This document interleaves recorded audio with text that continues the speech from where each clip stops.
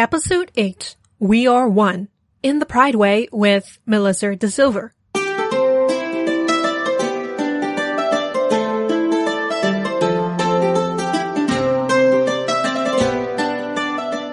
Welcome to Episode 8 of Happy Mind Travel, where surprises come your way. Happy Mind Travel is an inspiring podcast for you to discover the power of psychology-based practices and spiritual exercises across time and space, helping you gain mental strength and making your life happier. As always, we hunt for the materials, and it's on your part to implement those strategies and enjoy to be happy. One happiness tip is to explore spiritual guidance. Everybody wants a glimpse of their future, but have you thought of how interpreting divination cards could actually help you reconnect with your inner psyche? Join me on Instagram at Happy Mind Travel, where I provide daily spirituality tips and share with you unique ways of putting psychology and spirituality into place so that you could change your life.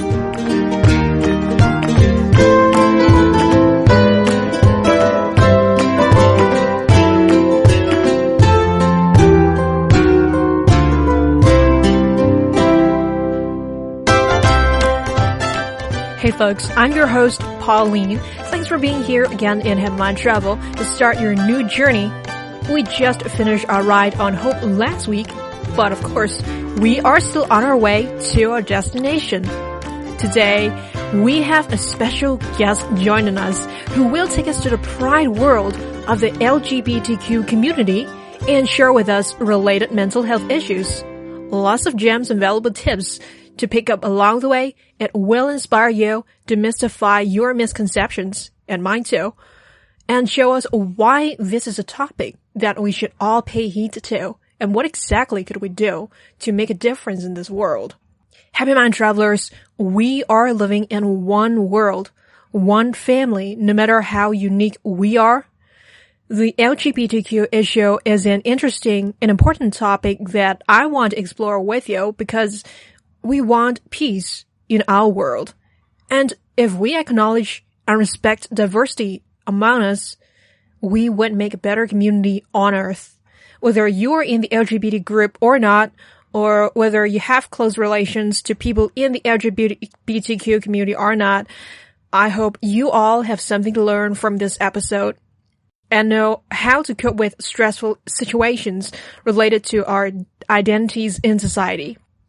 So, are you ready for today's adventure? Happy Mind Travelers, let's start on Mind Travel.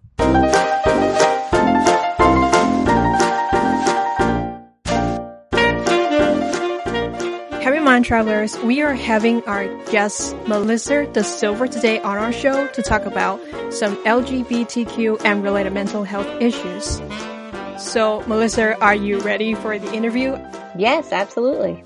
Melissa is the creator and host of Pride Connections podcast, a weekly LGBTQI show that inspires others to do great things in our world and to connect inspiring LGBTQ community members to each other.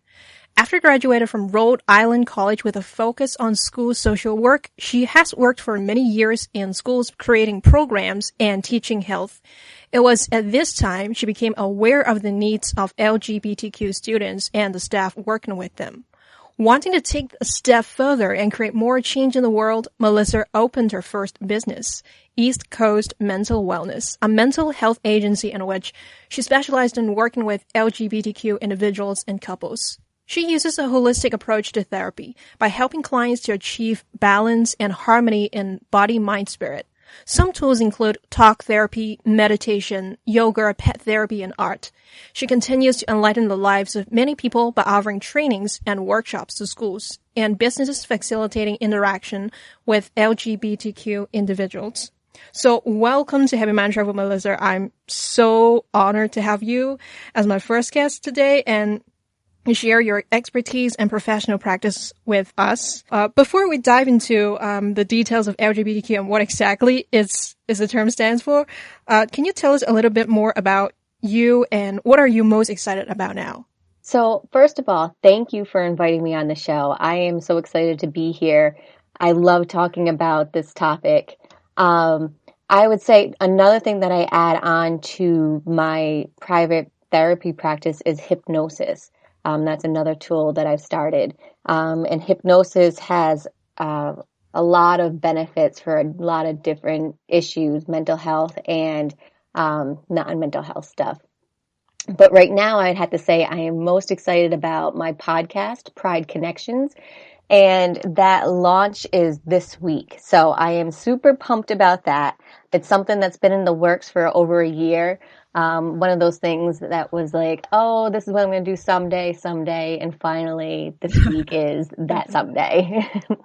Yeah, can you tell us the exact date when will your podcast be launched? It should be launching on Sunday, June 25th. We're having a party here in Rhode Island to celebrate the launch. That sounds really fun, to have a great launch party. Everybody is just supporting you, supporting your podcast.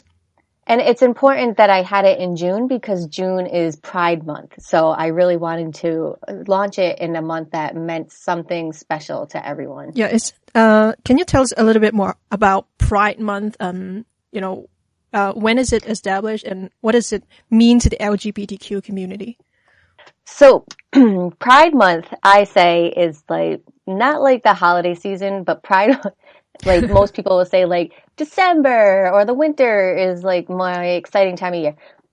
June is Pride Month, and that is the exciting part of the year for me. First of all, because we all end school in June, so that was always like an exciting part of June. But Pride Month is almost a month-long celebration for the LGBT community. And it happens all around the world, mostly on weekends. We have parades all over the country. We just had our Pride celebration in Providence, Rhode Island last Saturday. And this is where we pretty much turn the whole capital city into a big party. And you'll see drag queens and LGBTQ members just out and about in the streets, just enjoying each other and be accepting. And there'll be booths that allow you to access resources. If you ever need condoms, you can get a whole year supply on Pride Week. Wow. Yeah. And so it's just a place where everybody is accepted for who they are, and you can just present however you are and not have to worry about being judged. And Pride Month is in June because that is when the Stonewall riots happened. And that's when there was a riot at a bar where the LGBTQ community started fighting back because they were being discriminated against by the police. And so this is an extremely important month for the community. And in Rhode Island, we had our law passed where we started recognizing same-gender couples being married in Rhode Island, and that happened in June as well. So June is an exciting month for the community. So there's really a lot of breakthroughs happening particularly in June for the LGBTQ community. It just sounds so great. And I just hope one day, like every month will be Pride Month. Yeah, that would be nice if we could have parties every weekend. Yeah. But see, I'm an early to bed person, so they would have to end about 7:30 p.m. You can't participate in that then. No. Can you tell listeners what does LGBTQ stand for? And I know there is there like Q and there are other alphabets coming after that too. So yes, so LGBTQ, some people add another Q to it, an I, an A. Some people just say LGBTQ plus, and that kind of puts an umbrella over everybody. But LGBTQ would be lesbian, gay, bisexual, transgender, and queer. Okay. The other Q would be questioning, I would be intersex, and A could be asexual or agender. Could you tell the difference? What is LGB, like lesbian, gay, and bisexual is our sexual orientation, and then transgender is another thing. Is that right? Yeah, so that's the interesting part about that acronym, because sometimes there is some apprehension about adding the T onto that, because LGB is a sexual orientation, while transgender isn't a sexual orientation. It is actually addresses gender. So that may be somebody who is born with female genitalia, but they don't identify as female. They actually identify as male. And we talk about this as your heart versus your mind. So your person is in their heart, they may be male, but in their body, they are female. So it's incongruent. The way you feel isn't the same as the way you present. And so sometimes there's discrimination in the community because transgender is not an orientation, because you can be transgender and still be straight. Yeah. Or you can be transgender and be gay or bisexual. So some people have issue with that. And queer, that used to be a derogatory word that nobody would use because it was just bad. But now it's being taken back, and it's used in a prideful way. And queer can be like an umbrella term for people who don't identify as lesbian, gay, bisexual, or transgender. It could be somebody who is non-binary. So they may not identify as either male or female, and they might just identify as queer. Okay. So queer can be used for a whole different range of identities. And what I tell people is, it's not our job to label somebody else. You just identify them as they identify themselves. And that comes into play with pronouns too, because people are like, well, I need to know what you are so I can say she or he. But I say, just use they, them, their until proven differently, because, it's not your job to figure out if that person identifies male, female, or you're thinking, well, they look like they have breasts, so that must mean that they're she. So if you just use they, them, their, or their name, you can't really go wrong. Yeah, absolutely. And that brings me an interesting topic, because there's a he for she campaign around the globe by the United Nations, and there's a campaign there that they have their website, and then they ask people to join in and register the email. And when I registered it, the gender section is really interesting, and I don't get it quite at first, because there's a box entitled he, and there's another box entitled she, and then there's another box entitled you decide your own gender. And at that moment, I think, whoa, what is that?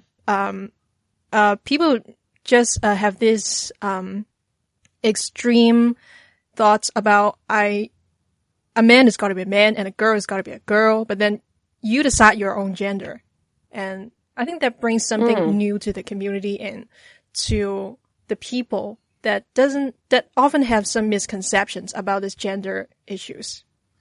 And I think it's a way to educate people.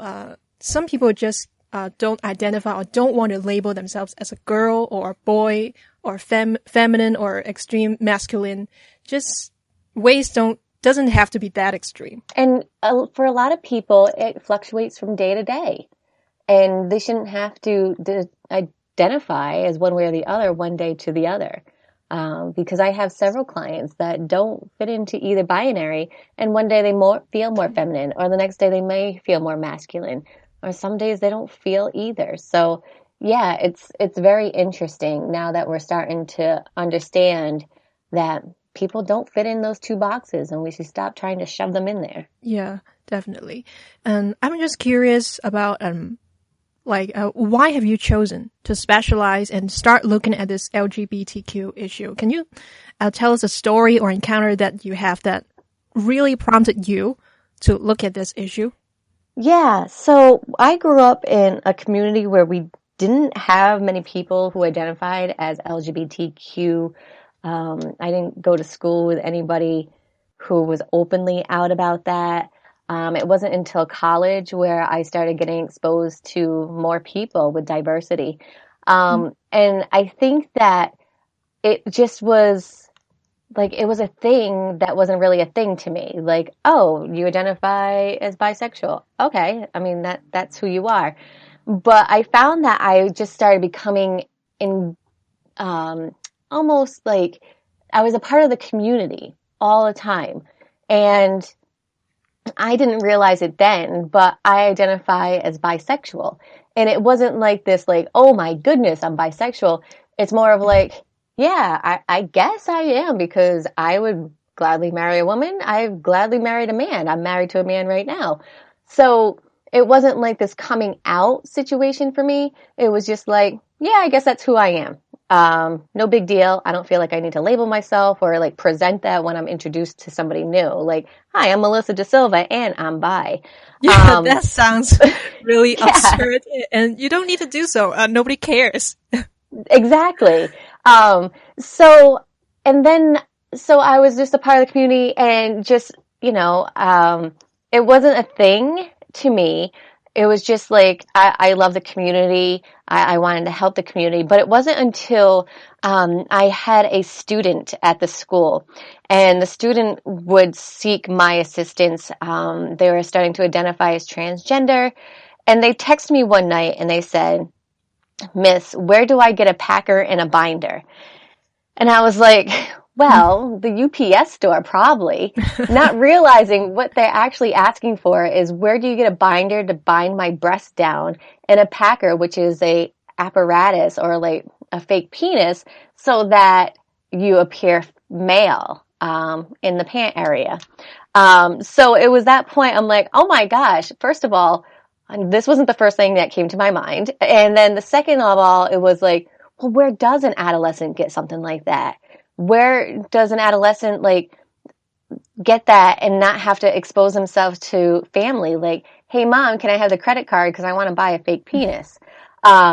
So it was that point where I'm like, oh my gosh, I feel like I need to really delve deep into this and figure out what I can do to help this student and other people. And within time, our school started getting a bigger population of transgender identifying students.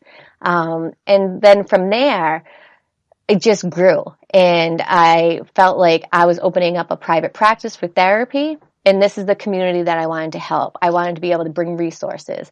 So I had an intern work on our transgender resource directory, which helps people find providers and different services who are trans friendly. Yeah, that was really great. You don't have that much resources out there. So it's great. No. And the thing is that for them. People think they have the right to know what's in your pants if you identify as transgender. And anybody, it could be like your store clerk down the corner, because they know you for so long that if you start presenting male, they're like, you got a penis in there now?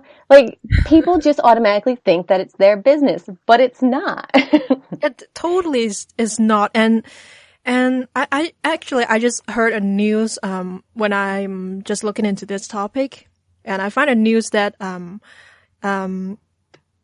airport, just, the staff from the airport just rejects, some people from Thailand entering to their airport just because they're transgender, and they just ask them, to pull out their medical records, whether you are transgender, and they ask them a really silly and offensive question. They ask them, are you cut already? Oh my gosh. It's just so offensive, and it's just so disrespectful. It's none of their business. It's not the point. People are entering into another country because they love the country, because they want to visit the tourist spots or visit their relatives. It's just nothing to do with their gender or whatsoever. And the thing is that people who identify as transgender doesn't mean that they're going to get any surgery. Yeah. Or they're going to go through some sort of change. You can identify as transgender and not change anything. So you could, you could be considered as transgender, but you are not doing any like sex reassignment surgery. Yeah, or taking any hormones. Yeah. Right. So, wow, that just to demystify a big misconception, because from what we know in the public, transgender is a male turns from a girl, or a girl turns from a man. Mm-hmm. So it's totally not the case then. No, not at all. And that's why I always say, like, just use they, them, their. Like, you don't need to kind of figure it out. Yeah. and just use like neutral language. And it seems hard at first, but after you get the hang of it, it's a little bit easier. Yeah, it just takes time for people to get adept to those terms, because it might sound weird at the beginning, but as you go along, it doesn't sound so weird, I think. Yeah, absolutely. And some people are like, oh, it's easy for you because you use it every day. Well, we can all use it every day. Yeah. Like, so that brings me to another question. From your professional practice, or from your daily observations with your community, the LGBT group, do you think they are treated equally in your specific community or around the globe? Do you think they're treated equally? No, I think that although there is some more awareness and more acceptability in the community and in the world, I still feel like there's a lot of discrimination still. From people from the outside and sometimes within the own community. Bisexuality, some people will say like, oh, that means that you're actually gay, but you're not really ready to like make that leap. Or you're bisexual, how can you be married to a man if you're female? So there is discrimination in the community and sometimes, a lot of times outside the community too. And it, with more education, it's something that we can start decreasing that. So do you think discrimination, whether it's within the community or between communities, is there a bigger struggle, discrimination? And if not, what is their biggest struggle and how that will influence their emotions in daily lives? So something that I talk to schools and businesses about is called microaggressions. So you might think like maybe the side eye or, making a noise about somebody or making a comment about how they present isn't discrimination, but it's a microaggression. It's like a little cut in that person. Mm-hmm. And throughout the day, little cuts here, little cuts there, they add up. And eventually you can't survive when you're getting this from all areas of your life. And having to leave the house and have to worry about having these blatant discriminations towards you or these little microaggressions towards you really eats at people. Not using the right pronouns or using their dead name. It builds up. And a lot of people are still in the closet. Absolutely. And have to pretend that they're not who they really are. And these types of things really create some mental health issues. Some people don't even know the term or aren't able to put words to what being transgender is. And sometimes when we explore this in therapy, it's kind of like, oh, that explains so much now. So there's a lot of mental health stuff that goes on. There's a lot of suicide in the community, because of this discrimination, these microaggressions, these blatant aggressions, murdering. There was a lot of fear around Pride this weekend that bad things might happen because there's a wide population of the LGBT community in one area, and is somebody going to get hurt by people who don't agree with the LGBTQ community? So there is a lot that weighs on members of the LGBTQ community. Right. It sounds like they're going on a lot of emotional stuff. Like they need to cope with how people treat them and how people look at them. And not only that, would they actually discriminate themselves? Are there cases that they view themselves as more inferior than others because they are faced with harsh words from others? Yeah. I mean, a lot of my clients, their parents have told them throughout their life that who you are is wrong. And this comes in kind of into like the hypnosis, our subconscious. We take that information in and we make it our own. So if you're told every day that who you are is wrong, you're going to start to believe that. And that's very difficult to deal with. And it can be hard to unprogram yourself to believe like who you are is wrong. Or you're not actually a girl, you're a boy, so stop acting like a girl. Or man up, because what you're doing is, not very masculine. So there's a lot. And a lot of people do think of themselves as less than because that's what they continue to be told. Yeah, that's just so disheartening to hear that. Like they can, even they themselves cannot align with their own heart and their own mind. And in your professional practice, I want to know, how do you handle LGBTQ cases when they approach you? Like, what are the pivotal things that could help them lead a happy life and just lift up their burden from discrimination or other emotional problems? What will your first approach be? I think the first thing that I try to convey to my future clients is that it's a safe place to come. And that's with like my headshot, I put the triangle with the transgender symbol on it, so that right when you see my picture, you know that it's a safe place to be. And the other thing is to know, like, you're not going to be judged. When we talk about things that may feel intimate or uncertain, there's not going to be any judgment there. And I'm going to accept you for whoever you are. And if I make a mistake, I'm going to correct it and apologize. There was one day I misgendered one of my clients and I had to say, like, I am so sorry that I misgendered you. That was completely wrong of me. So, you know, you have to be comfortable in yourself to be able to help the client. And one of the things that's really important is to find a support network.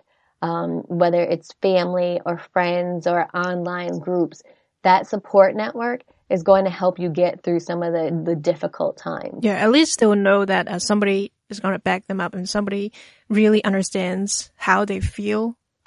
Because a lot of cases, they just can't come out and they just can't face their family. Yeah, yeah. And there are some people who feel like when they come out and say, you know what, I think I'm transgender, does that mean I need to have surgery? And I'll just say, like, no, you can just be you. You don't have to conform to what people think that you need to do. Just be okay with you if that's how you're okay. Right. I think it applies to all of us. Just to be you, just to be true to yourself, because nobody is going to be true to you except yourself. Exactly. Exactly.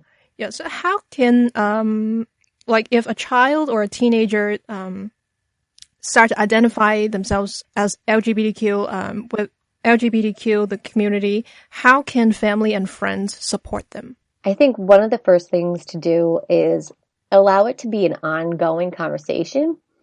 Start when kids are young. You know, talk about same-gender couples as if they're, you know, the couples with different genders. Don't make it like a something we whisper about, or like, you know, the neighbors I think are lesbians. You know, you don't want to put shame onto it because it's just a natural thing. It's an everyday thing. So I think it starts when kids are young. Don't make it a topic that should be whispered about or that it's different. And that will start to allow the kids to express themselves.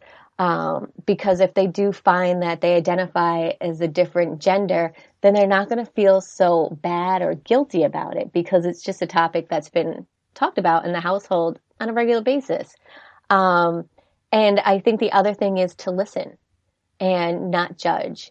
And it can be hard because if somebody comes out, say, as gay, the automatic thing that parents might feel is like, well, what about all the dreams I had for you? What about having children? What about, you know, what the neighbors are going to think?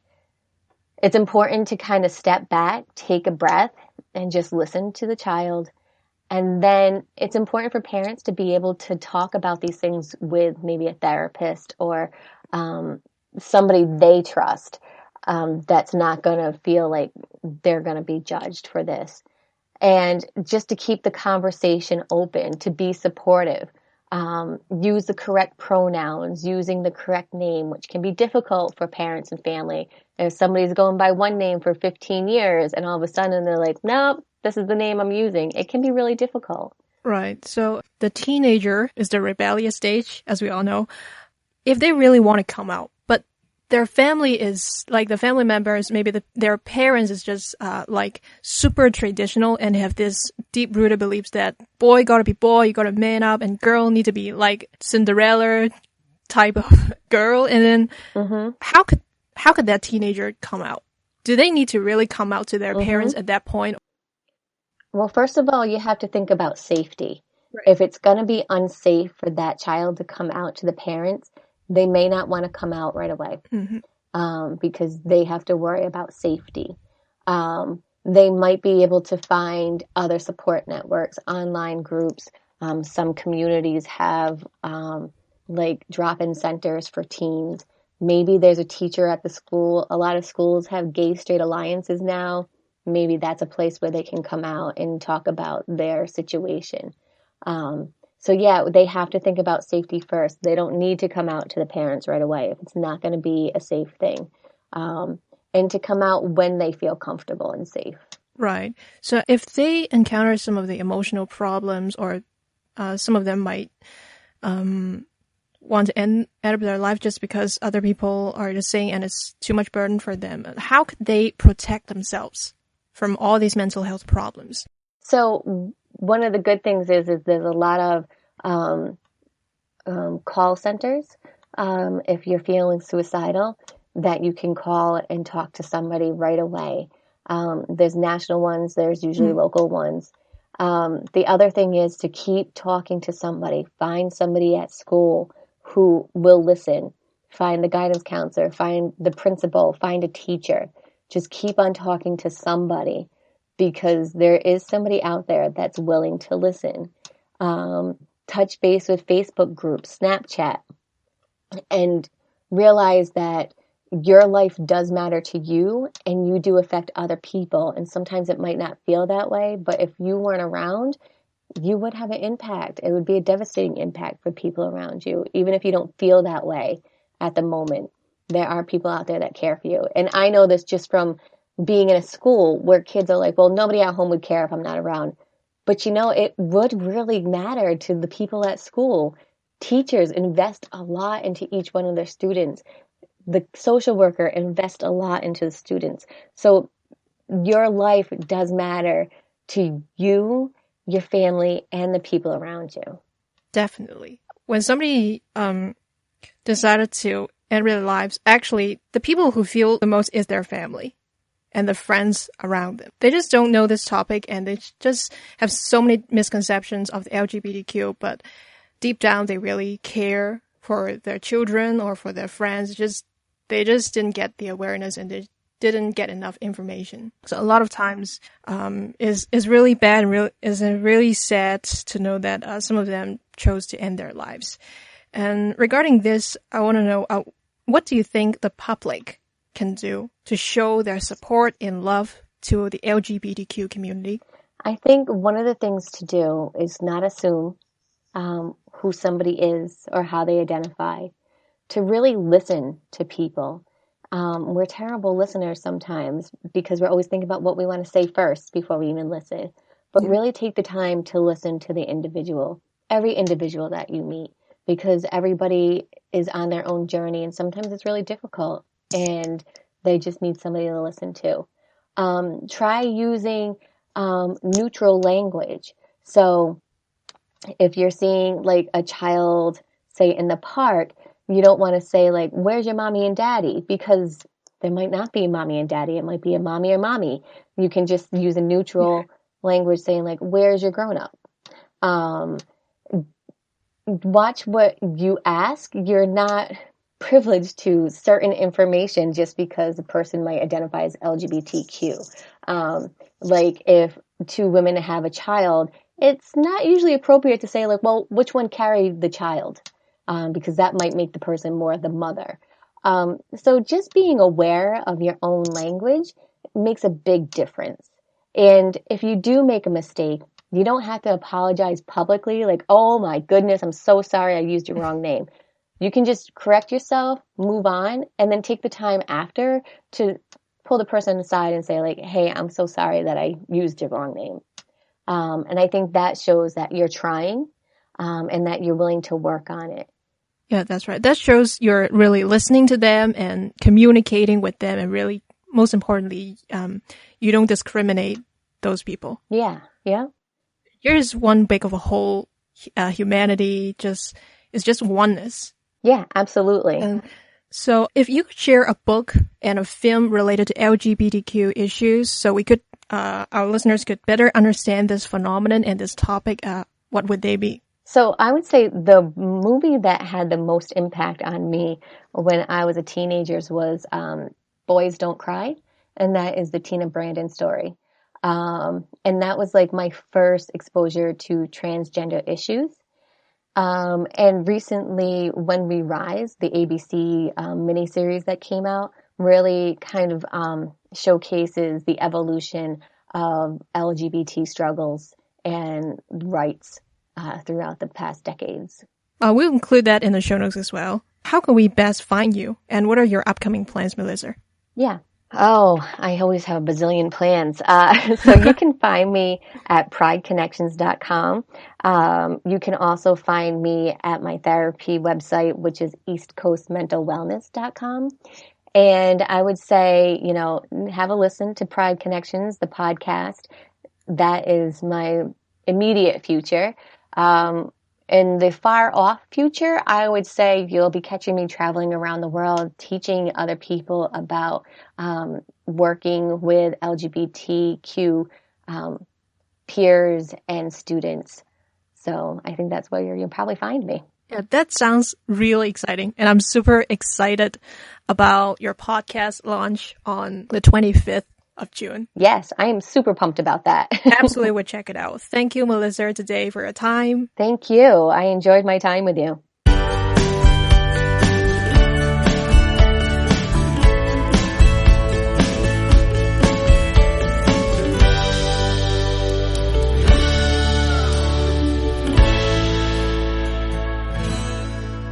Happy Mind Travelers, I hope you enjoyed this interview with Melissa DaSilva from prideconnections.com.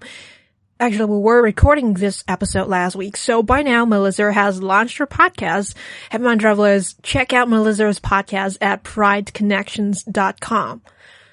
The first time when I touched upon transgender topics was when I was listening to a radio show 10 years ago.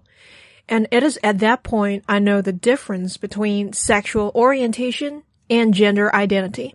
It might surprise you in the beginning, and sometimes these topics are really hard to understand. But please remember, if we want to understand people, we need to raise our awareness first. And if we want to show our love to people around us, we need to know the right way to do it. I'm glad that more books and movies are talking about LGBTQ now. Apart from Boys Don't Cry and When We Rise TV miniseries, there are movies like The Danish Girl and Carol, released in 2015, and we are actually seeing more same-sex couples on TV dramas, so we won't frame marriage or relationship in a stereotyped manner. And one informational and fun source that I have found is an infographic showing you what is gender identity, or what is gender expression, biological sex, and sexual orientation. It will help you conceptualize and visualize what we have talked about in this episode. And of course, I'll put that link on the show notes page for you to read. A valuable lesson that I learned is that from this interview, we are all in one big family.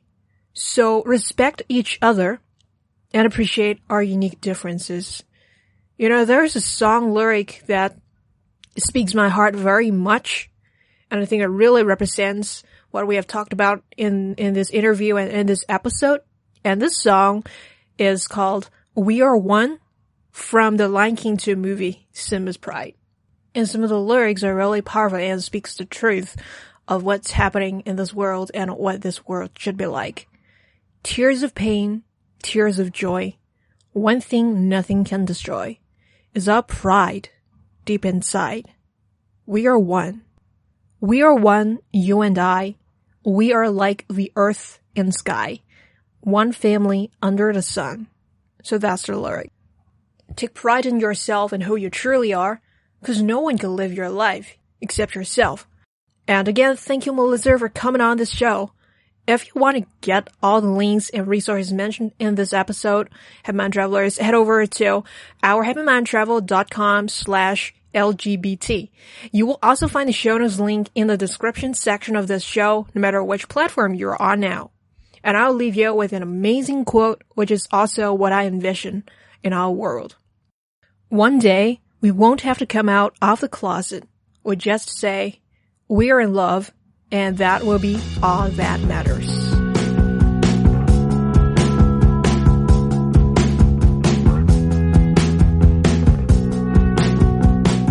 Hey folks, do you want to receive daily inspirations of hope and learn how definition cards relate to your psyche? Join me on Instagram at Happy Mind Travel, because this weekend I will begin a cartomancy series of inner psyche and hope, showing you how to use and interpret different definition cards of hope that would inspire you with wonders and ancient wisdom. See you over on Instagram. And if you're already seeing a medical advisor or counselor or therapist, discuss this show with them. Always consult a professional when you think your situation needs one, and discuss your concerns with them. If you have any questions or feedback on this show, I welcome you to email me at Pauline@ourhappymindtravel.com. Happy Mind Travel, it's on iTunes, Stitcher, and TuneIn now. So if you want to receive the newest episode every week instantly, then subscribe to this show or add that to your playlist. Give yourself some time to read a book or maybe watch a movie about LGBT topics before we travel to another one next week. Always listen mindfully to words of others and communicate with your heart at all times. Until then, Happy Mind Travelers, take it one day at a time and enjoy to be happy. I love you all, and thanks for listening again.